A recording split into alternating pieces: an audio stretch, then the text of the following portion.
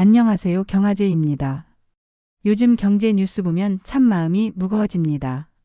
미국에서는 트럼프 대통령이 다시 집권하면서 중국에 대한 고율 관세를 강화하고 있고, 실제로 글로벌 무역 긴장이 커지면서 세계 경제 전반의 침체 가능성 이야기가 다시 고개를 들고 있습니다.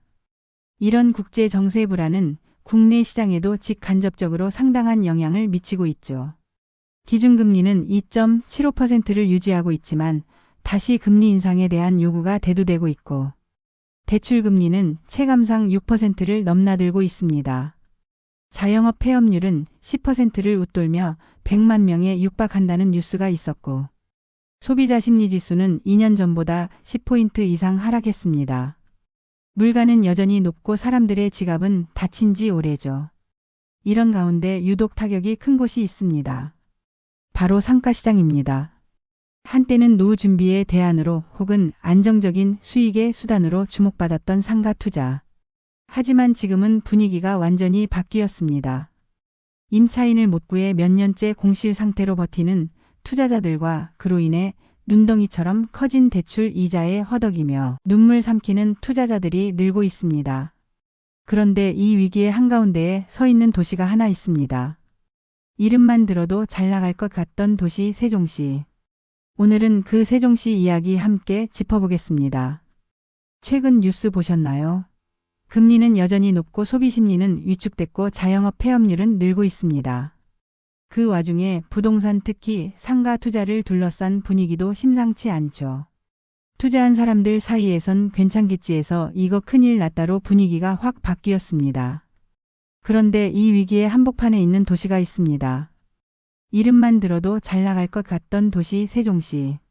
오늘은 그 세종시 이야기를 해보려 합니다. 세종시 한때는 대한민국 행정수도의 중심이자 많은 이들이 기회의 땅으로 여겼던 도시였습니다. 정부 부처 이전 인구 유입 화려한 도시계획까지. 누가 봐도 앞으로 잘 나갈 곳이라 생각했죠. 김정아 씨도 그 믿음을 따라갔던 사람입니다. 김 씨는 이렇게 말합니다. 퇴직금을 몽땅 털어 상가 두 채를 샀고 그때는 정말 괜찮은 투자라고 믿었다고요. 하지만 지금은 매달 이자 갚는 것도 숨이 막힐 지경이라고 털어놓습니다. 50대 중반 우리와 비슷한 나이의 김 씨는 지금 상가 두 채 앞에 서서 깊은 한숨을 쉽니다. 수년째 공실 상태인 건물을 바라보며 이게 내가 그토록 애써 준비한 노후의 현실인가 싶다며 허탈해합니다. 그녀가 상가를 산 건 2021년 여름이었습니다. 그 시절 기억나시죠? 금리는 낮고 유튜브에선 세종 대박 같은 말이 넘쳐나고 주위에선 정부가 더 옮겨온다고 하니 다들 앞다퉈 투자하던 시절입니다. 김 씨도 전세 살던 집을 반전세로 돌리고 남편 퇴직금에 손을 대 총 3억을 모았습니다. 부족한 8억은 대출을 받아 세종 나성동에 신축 상가 두 채를 계약했습니다. 당시 그녀의 계산은 이랬습니다. 한 채에서 월세 300만 원만 받아도 두 채면 600만 원 세금이랑 이자 제하고도 매달 200만 원은 남겠다고요. 이 정도면 손 안 벌리고 노후엔 여유 좀 누릴 수 있겠다는 판단이었죠. 하지만 그 기대는 오래가지 않았습니다. 입점하기로 했던 프랜차이즈 카페는 돌연 계약을 포기했고 이후 다른 임차인을 구하려 해도 연락조차 없었습니다. 그렇게 한 해 두 해가 흘렀습니다.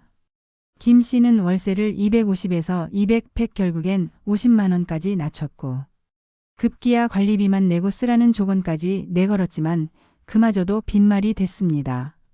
설상가상으로 금리는 치솟아 이자는 연 6%까지 올랐습니다. 한 달에 400만 원 가까이 은행에 나가고 두 채의 관리비만도 월 60만 원이 넘습니다.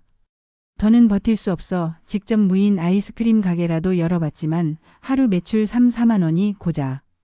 전기세에 관리비 제하면 결국 적자만 쌓였습니다. 이런 사례 김 씨만의 일이 아닙니다. 지금 세종시는 상가 공실률 전국 1위입니다.